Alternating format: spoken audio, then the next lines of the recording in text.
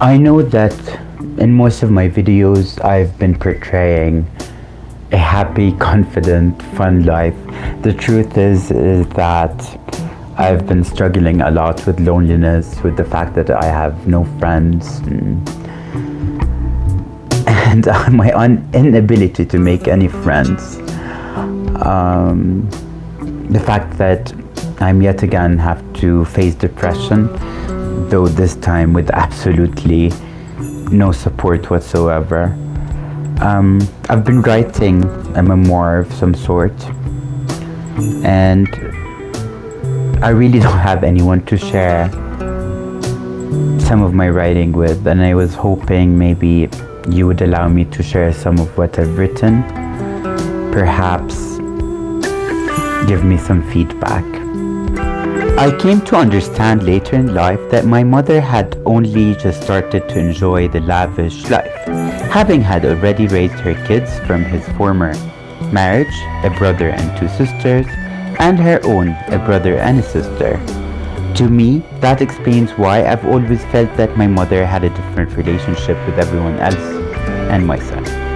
For example, while my brothers and sister would describe her as warm and caring, my experience with her would be described as cold and distant at best.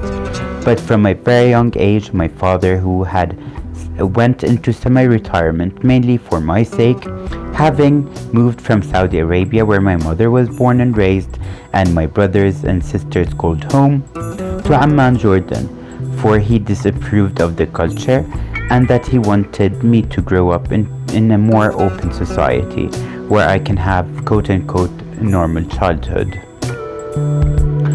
Of course, my father raised me with love and attention and devotion. Every moment I wasn't in school, I was with my father. I was by his side in the morning while he had his coffee and read his newspaper, and I was with him wearing my ear protectors while he was touring factories.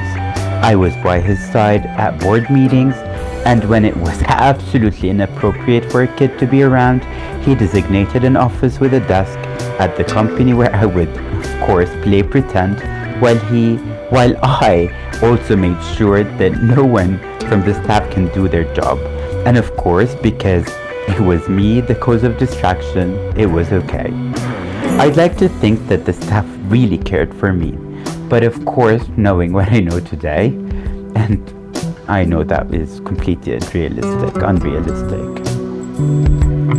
That tsunami of devotion I lived with up until my father's struggle with cancer is perhaps why as a kid I felt like the luckiest and happiest kid ever, despite being bullied at school, ignored by my brothers and sisters. As for my mother, I only ever had to endure her when my father was on business trips or on holidays where he couldn't join in.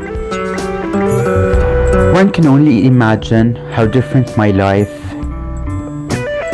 became after my dad passed away.